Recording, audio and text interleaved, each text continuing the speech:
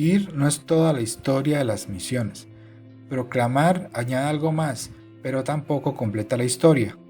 ¿Qué pasaría si fueras? ¿Qué pasaría si proclamaras? Y si todo eso fuera en un idioma que tu audiencia no entiende, ese mensaje se caería al suelo. Misiones es más que simplemente ir y proclamar. Se trata de ir y proclamar un mensaje que se entienda lo suficientemente bien como para actuar en consecuencia a él. El idioma puede interferir, pero la cosmovisión es quizás un mayor obstáculo. Las cosmovisiones son lentes a través de los cuales vemos e interpretamos los mensajes y eventos que nos rodean, y a menudo son propios de una cultura. Si compartes el Evangelio desde tu cosmovisión con una persona de otra cosmovisión, ¿podrá entenderlo? O más importante aún, ¿resonará en tu corazón lo suficiente como para actuar en consecuencia a él? Comunicar el Evangelio de manera efectiva comienza con la comprensión de las tres cosmovisiones principales del mundo: culpa e inocencia, honor y vergüenza, miedo y poder. Pensemos cómo se opera en el occidente. Se valoran el individualismo y los derechos. La moralidad se basa en el bien y el mal según lo define la ley. Tienes derecho a tener tus propias opiniones, tus propias creencias e incluso tu propio camino hacia la felicidad, siempre y cuando no infrinjas la ley. Pero si lo haces, la única solución es sufrir un castigo proporcional a tu delito. La mayoría de las culturas occidentales constantemente buscan la solución para la culpa. Gran parte de Asia y del Medio Oriente funcionan de manera diferente. La familia y la comunidad se valoran por encima de todo. Las relaciones personales, la reputación y el estatus social son los principales motivadores. Venir de una buena familia, hacer cosas buenas en la comunidad y seguir las normas sociales te dan honor. Pero si haces o te sucede algo deshonroso, tanto tú como tu comunidad sean avergonzados. Por eso, estas culturas hacen todo lo posible por evitar la vergüenza. Algunas partes de América Latina, el subsahara africano y la mayoría de las áreas tribales operan de una manera diferente. Para ellos la realidad consiste tanto en el ámbito físico como el espiritual. La mayoría de sus decisiones dependen de las reacciones que tienen los espíritus que los rodean. Esto da como resultado que los tabúes, supersticiones, hechizos y sacrificios dominen esas culturas. Y esto da como resultado que estas culturas vivan en un estado constante de miedo. Entonces, si vas y proclamas cuáles son las buenas noticias para cada una de estas cosmovisiones, veamos a Cristo en busca de esta respuesta. Jesús muestra su capacidad para limpiarnos de nuestros pecados en su interacción con la mujer hallada en adulterio. Los fariseos la llevan ante Jesucristo, citan la ley que ha violado y le exponen el castigo de apedrearla. Ella es culpable y su castigo es claro. Entonces Jesús dice a sus acusadores que tire la primera piedra aquel que no ha pecado. Uno por uno los fariseos se van. Jesús es el único que legítimamente puede castigarla por su pecado, pero en vez de eso Él la perdona.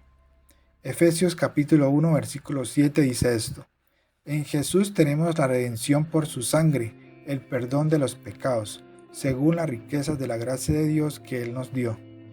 Para aquellos que están aplastados bajo el peso de su pecado y se consideren culpables, Cristo ofrece el perdón que nos hace inocentes ante Dios. ¿Qué pasa con aquellos que esconden su rostro de Dios porque se sienten marginados debido a la vergüenza de sus fracasos? Jesús cuenta la historia de un hijo que avergonzó a su familia al despilfarrar su herencia, siguiendo los deseos pecaminosos y cayendo tan bajo que hasta deseaba poder comer la comida de los cerdos. Pero cuando regresa a su casa sucio, vestido con ropas andrajosas y cargado con la vergüenza de su pasado, su padre corre hacia él y cubre su vergüenza con su propia túnica. Le pone un anillo en el dedo y sandalias en los pies, y organiza un banquete para darle la bienvenida a casa. Efesios capítulo 1 versículo 5 dice que Dios en su amor decidió de antemano adoptarnos como hijos por medio de Jesucristo conforme a su deseo y voluntad. Y Efesios capítulo 2 versículo 19 expone este sentimiento. Por tanto ya no son desconocidos ni extranjeros, sino ciudadanos de los santos y miembros de la familia de Dios. Jesús restaura la relación de la humanidad con Dios, cubre nuestra vergüenza y nos concede el honor de estar en el reino de Dios. ¿Qué pasa con aquellos que pasan gran parte de sus vidas haciendo sacrificios, hechizos y supersticiones para apaciguar a los espíritus que los oprimen con miedo? Jesús calmó tormentas, multiplicó panes y peces, caminó sobre el agua, sanó a los enfermos y expulsó demonios como preludio de su poder sobre el reino de los espíritus, antes de demostrar su poder total sobre el pecado y la muerte. Efesios capítulo 1 versículo 19 al 21. El poder que Dios nos concede es el mismo gran poder que levantó a Cristo de entre los muertos y lo sentó a su diestra en los lugares celestiales. Jesús tiene toda autoridad y cuando su Espíritu habita en nosotros, nos da esa misma autoridad.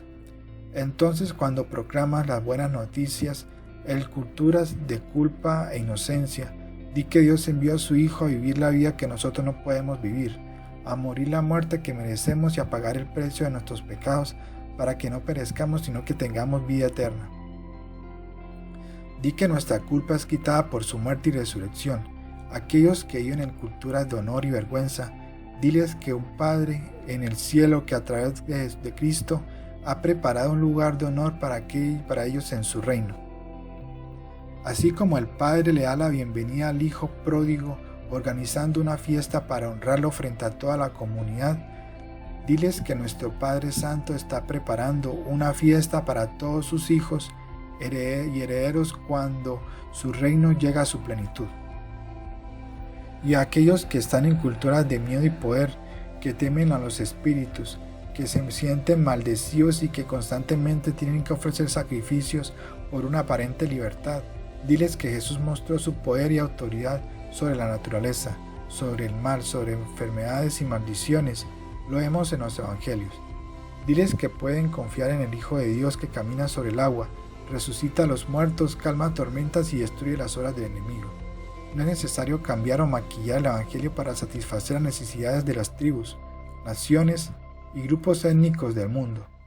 El evangelio lidia con todas las necesidades de frente. Cristo responde a los gritos del corazón de cada individuo y de cada cultura.